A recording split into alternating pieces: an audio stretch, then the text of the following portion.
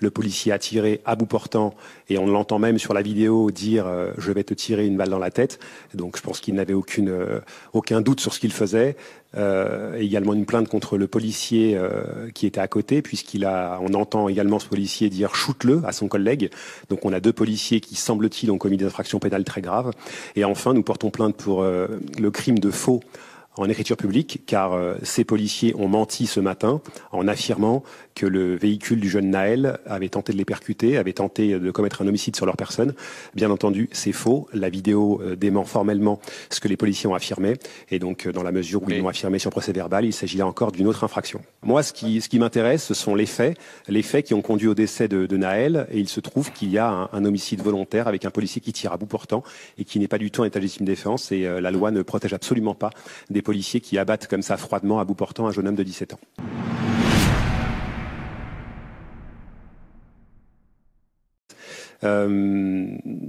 Attendre les résultats de l'enquête, bien entendu, tout le monde attend les suites d'une enquête. Simplement, il faut quand même prendre en compte les premiers éléments qui sont quand même assez probants, puisqu'une vidéo en effet a pu filmer la scène et on voit très clairement un policier abattre un jeune homme de sang-froid à bout portant, sans raison juridique, puisque le refus d'obtempérer ne justifie pas un tir à bout portant.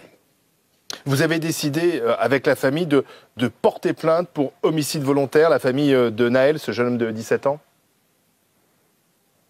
Oui, avec mes confrères chargés du dossier, nous avons décidé de porter plainte, de déposer deux plaintes. Une plainte pour homicide volontaire, car le policier a tiré à bout portant et on l'entend même sur la vidéo dire je vais te tirer une balle dans la tête. Donc je pense qu'il n'avait aucun doute sur ce qu'il faisait. Également une plainte contre le policier qui était à côté, on entend également ce policier dire shoot-le à son collègue. Donc on a deux policiers qui, semble-t-il, ont commis des infractions pénales très graves. Et enfin, nous portons plainte pour le crime de faux en écriture publique, car ces policiers ont menti ce matin en affirmant que le véhicule du jeune Naël avait tenté de les percuter, avait tenté de commettre un homicide sur leur personne. Bien entendu, c'est faux. La vidéo dément formellement ce que les policiers ont affirmé. Et donc, dans la mesure où ils l'ont affirmé sur procès verbal, il s'agit là encore d'une autre infraction. Maître Bouzerou, la loi du 28 février 2017 relative à la sécurité publique, qui a fait évoluer justement le cadre d'usage d'armes des policiers, écrit que lorsque le policier peut se sentir atteint dans son intégrité physique ou celle d'autrui, là, il peut faire usage de son arme. On n'est pas du tout dans ce cas-là. Selon vous, au moment où la voiture redémarre, qu'il se sente peut-être coincé contre le mur, on n'est pas dans le cadre de menace de l'intégrité physique. Absolument pas, et je pense que toute personne qui n'a pas de problème de vue important et qui regarde cette vidéo verra que le policier qui braque le jeune homme est sur le côté. Il n'est pas face au véhicule. Et d'ailleurs, on voit que lorsque le véhicule démarre, le policier n'est absolument pas en danger. Donc bien entendu, la nouvelle loi ne s'applique pas à ce cas précis, puisque jamais le véhicule n'a mis en danger le policier qui n'est pas face au véhicule. Donc là, nous sommes sur un simple refus d'obtempérer, et bien entendu, il est interdit de tuer quelqu'un pour un refus d'obtempérer. Nous sommes sur un homicide. Vous demandez que les policiers soient suspendus immédiatement ? Je demande beaucoup plus que ça. Moi, alors déjà, je ne comprends pas comment un policier qui vient d'abattre de sang-froid un jeune de 17 ans n'est même pas placé en garde à vue. Nous demandons tout simplement sa condamnation, son placement en garde à vue, sa comparution devant un juge d'instruction et un jugement afin qu'il soit condamné pour homicide volontaire. Là, vraiment, nous sommes totalement éloigné de la légitime défense ou d'un cadre légal permettant de tirer sur un jeune homme. Là, vraiment, toutes les règles élémentaires ont été violées et c'est clairement un homicide volontaire, il n'y a rien d'autre à dire. Et ça va même plus loin puisqu'on a des policiers qui se permettent de mentir ensuite car ils ne savaient pas qu'il y avait une vidéo. Ils ont donc inventé une histoire en indiquant qu'il y avait une tentative d'homicide sur leur personne. Vous ne pouvez pas penser à la sincérité de ces policiers la sincérité de ces policiers qui peut-être se sentaient menacés par ce véhicule qui les avait coincés en quelque sorte contre le mur? Alors, on n'a peut-être pas les mêmes images. Si vous avez vu des policiers bloqués, moi je n'ai pas vu ces images-là. Il y a une vidéo qui a été vue, je pense, par des centaines de milliers de personnes. On l'a passé sur BFM TV, la vidéo.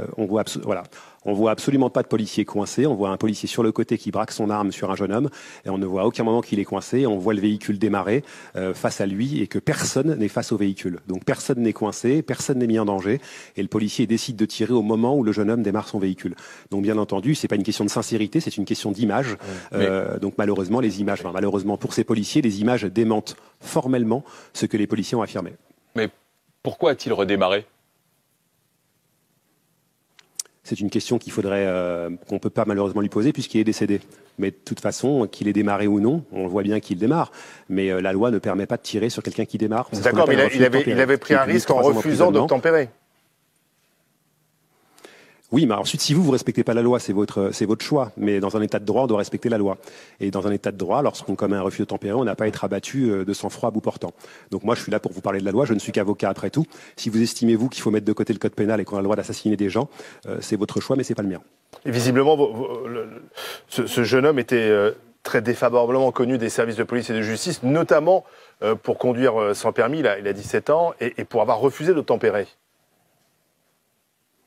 Ce sont vos informations. Ça ne justifie en rien, bien sûr, sa mort. Mais c'est pour essayer de comprendre son geste. Non, mais c'est pour essayer de comprendre. Moi, je vous dis que je trouve pas ça très classe de criminaliser une personne lorsqu'on ne dispose pas d'informations précises sur un casier judiciaire. Si vous voulez vous mettre en avant des éléments que vous n'avez pas pu vérifier, que vous n'avez même pas pu recouper, c'est votre choix, c'est pas le mien. Moi, ce que je peux vous dire, c'est que mon client avait 17 ans, qu'il travaillait, il était livreur et qu'il a été abattu aujourd'hui. Voilà ce qu'on sait aujourd'hui avec certitude. Mathias, que sait-on du profil de ce jeune homme? Alors effectivement, on sait qu'il a 17 ans et qu'il est connu des services de police, notamment pour conduite sans permis et pour refus d'obtempérer. Mais j'avais une question à vous poser, Maître Bouzrou. Savez-vous pourquoi le véhicule de ce jeune homme était ciblé par les fonctionnaires de police impliqués? Est-ce qu'il y a un refus d'obtempérer antérieur à la vidéo? Voilà. Savez-vous pourquoi le véhicule était ciblé par les policiers? Alors, je ne le sais pas. Je pense qu'il s'agissait d'un contrôle. J'ai pas d'autres informations. Mais c'est important ce que vous dites sur la notion d'être connu des services de police.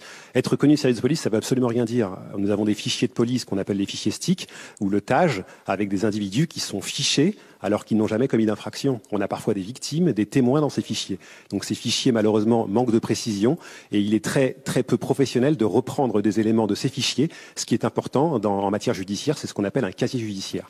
Lorsqu'il n'y a pas de mention au casier, les éléments ne sont pas précis et c'est très compliqué de les mettre en avant. Alors, il y avait deux passagers dans ce véhicule. Un autre passager donc a été interpellé, mais le troisième a pris la fuite. Vous lui conseillez de se rendre? Alors moi, je ne suis qu'avocat de la famille du jeune homme décédé, de Naël, qui avait 17 ans. Je ne représente pas d'autres individus dans ce dossier, donc je ne parle que pour mon client.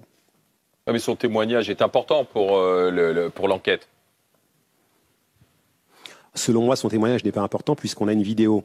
Sur cette vidéo, on voit un véhicule démarrer avec aucun policier devant la voiture. Et on voit clairement un policier tirer à bout portant. Donc je ne vois pas en quoi le témoignage d'un passager pourrait venir donner des éléments complémentaires ou supplémentaires qu'on ne verrait pas sur la vidéo. Donc, en matière d'homicide volontaire, la vidéo suffit, Maître Bouzrou, pour vous? C'est de savoir qu'il n'y avait personne. C'est pas ce qui s'est passé avant. En ce qui concerne les faits d'homicide volontaire, oui. Ça vous ne voulez pas savoir ce qui s'est passé avant? Moi, ce qui m'intéresse, alors moi, ce qui m'intéresse, c'est l'homicide volontaire. C'est sur ce fondement juridique que nous portons plainte.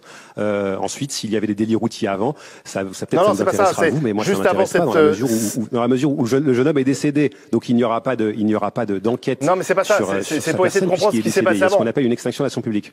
Non, mais c'est pour savoir pourquoi ce véhicule était ciblé par les policiers.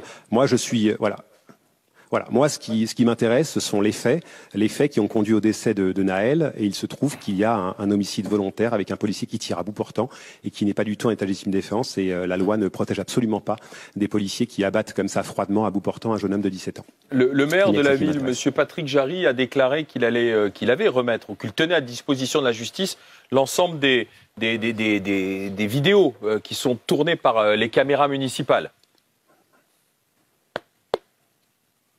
Oui, non, c'est très bien. De toute façon, il y aura une enquête. Mais comme je vous dis, en fait, on n'est pas l'enquête qui est ouverte. C'est pas une enquête sur des délits routiers. Il y a la mort d'un homme de 17 ans, un jeune homme de 17 ans qui a été abattu ce matin de sang-froid. Donc nous, on ne va pas s'intéresser à ce qui s'est passé 15 minutes avant. Ce qui est important, et d'ailleurs, les policiers, lorsqu'ils justifient leur tir, ils disent qu'ils ont été mis en danger à un moment précis, juste avant le tir. Donc l'enquête va s'intéresser à ce moment précis. Le reste, vu la gravité des faits pour lesquels je vous parle aujourd'hui, j'ai envie de vous dire que ce qui s'est passé un quart d'heure avant, 10 minutes avant, 5 minutes avant, intéresse peu l'enquête.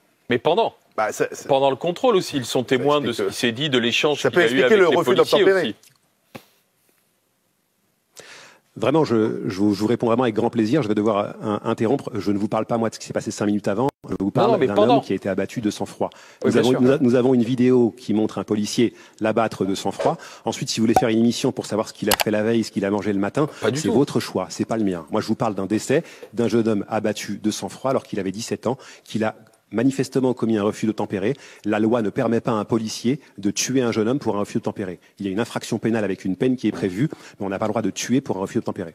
Dernière question. Une question sur la suite. Vous présentez la famille de la victime. Est-ce que vous appelez au calme ce soir dans le cadre de risque d'éventuels débordements? Est-ce que la famille appelle au calme? Alors moi je ne suis qu'avocat, donc je ne suis pas là pour appeler au calme ou quoi que ce soit, dans la mesure où la famille n'a lancé aucun appel à commettre des actes répréhensibles ou à des émeutes ou quoi que ce soit. Je pense que la famille a déjà beaucoup à faire en apprenant le décès d'un jeune homme de 17 ans de leur famille, donc laissons-les tranquilles. Et moi le reste ne m'intéresse pas, ce qui m'intéresse c'est l'enquête judiciaire, en espérant que les policiers soient poursuivis et condamnés.